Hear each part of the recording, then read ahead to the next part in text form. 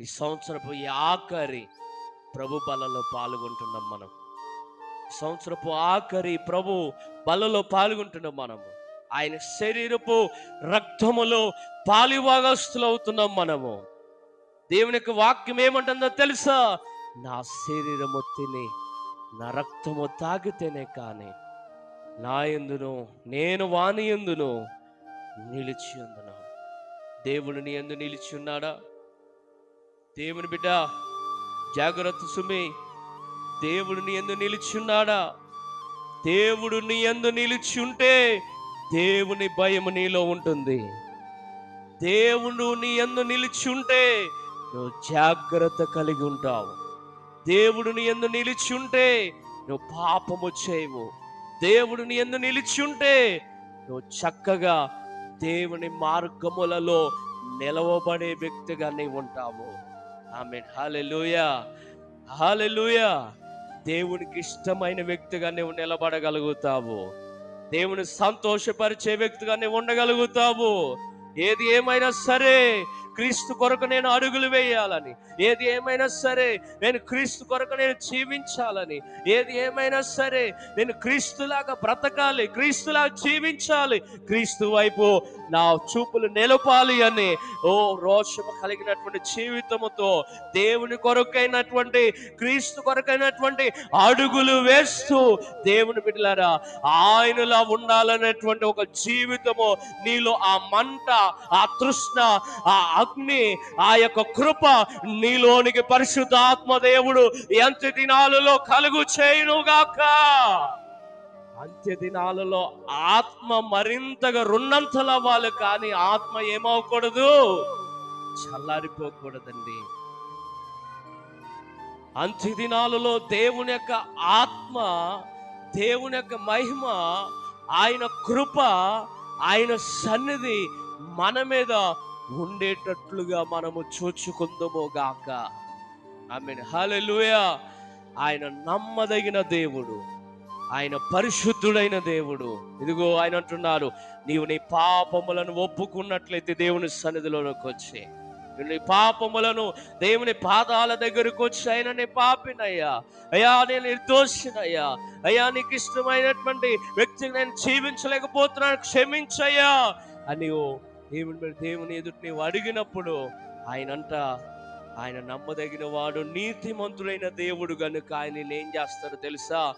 ఆయన నీ పాపములను క్షమించి సమస్త దుర్నీతి నుండి ఆయన నిన్ను పవిత్రులుగా చేయగల దేవుడుగా ఉన్నాడు.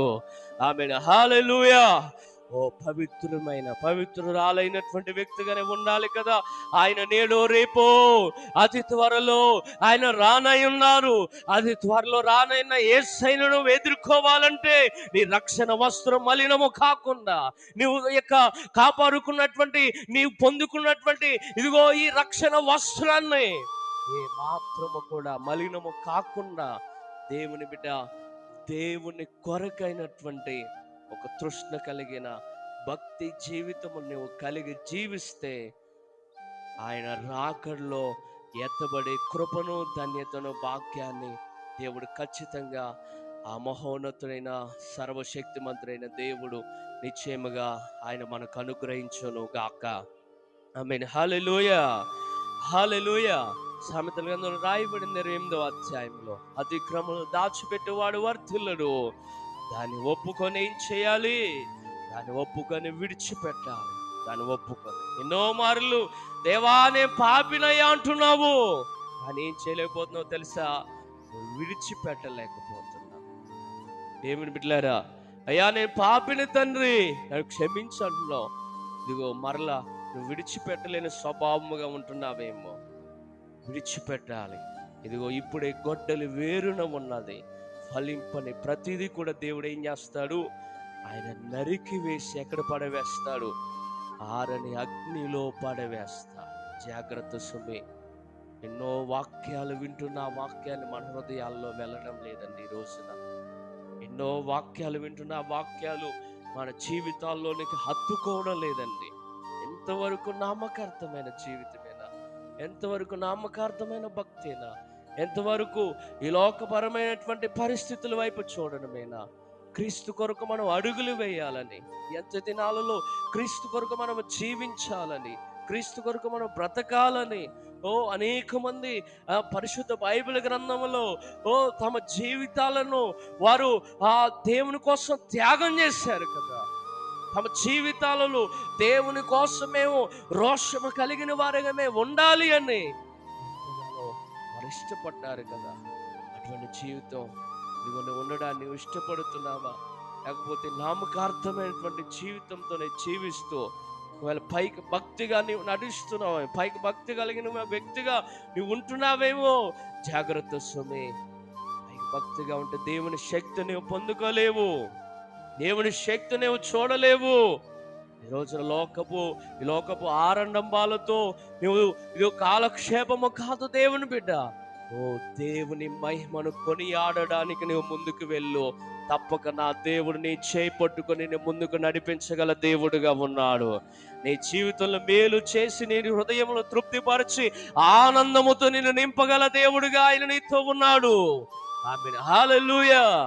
ఎప్పుడైతే ఆయనకి ఇష్టలుగా, ఆయన సంతోషపరిచే వ్యక్తిగా, ఆయన నామమును మహిమపరిచే వ్యక్తిగా, ఆయన నామమును స్తుతించే వ్యక్తిగా నీవు ఉండడానికి ఇష్టపడతావో, దేవుని బిడ్డ, ఇదిగో దేవుడు నిన్ను చూచి ఆయన బలా నమ్మకమైన మంచి దాసుడా అని దేవుడు సంతోషపడాలి.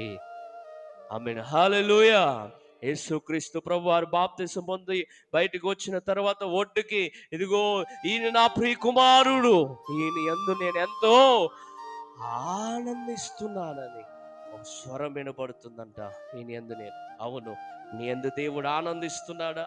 నీ క్రియలను బట్టి, నీ తలంపులను బట్టి, నువ్వు చేస్తున్న పనులను బట్టి దేవుడు ఆనందిస్తున్నా. పైకి భక్తి పరురాలు, విశ్వాసవే, క్రైస్తవే, దేవుని యొక్క రక్షణ తీసుకున్న వ్యక్తివే, నామకార్థముగా లోకాశలు, ఇటు భక్తి కావాలి, ఇటు దేవుడు కావాలి, లోకము కావాలి, ఇటు మందిరం కావాలి, మరలా లోకాశలు కావాలి. ఇంకెంతకాలం ఈ జీవితం? గడిచిపోతున్నాయి కదా దినాలు, గడిచిపోతున్నాయి కదా ఎన్నో క్రిస్మస్లు మన జీవితాలలో.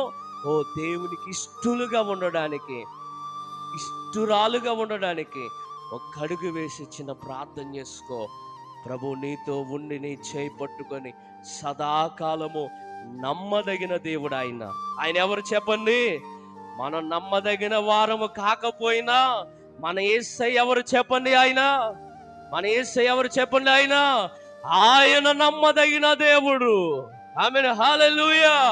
నమ్మదగిన దేవుడు నీ చేయి విడువడు, నమ్మదగిన దేవుడు నిన్ను ఎడబాయడు, నమ్మదగిన దేవుని కష్టములలో, నీ శ్రమలలో, నీ శోధనలో, ప్రతికూలమైన పరిస్థితుల్లో, అన్ని విషయంలో గొప్ప సంతోషము, ఆనందము, నెమ్మదిని, విజయములతో దేవుడు నిన్ను ఊరేగించగల దేవుడుగా ఉన్నాడు. ఆశీర్వాదముతో నింపగల దేవుడుగా ఉన్నాడు. కృపతో బలపరచగల దేవుడుగా ఉన్నాడు. దీవెనలతో నింపగల దేవుడుగా ఉన్నాడు. సహాయముతో నింపగల దేవుడుగా ఉన్నాడు. ఆమేన్, హల్లెలూయా, హల్లెలూయా. ఆయన మహోన్నతుడైన దేవుడండి. ఆయన చేతి నీడ క్రింద దాచబడినటువంటి మనమందరము కూడా ఆయన ఇష్టలుగా ఉంటూ ఆయన చిత్తమును చొప్పున దేవుని బిడ్డలారా మరింతగా మన ముందుకు వెళ్ళడానికి మనం ఇష్టపడాలి.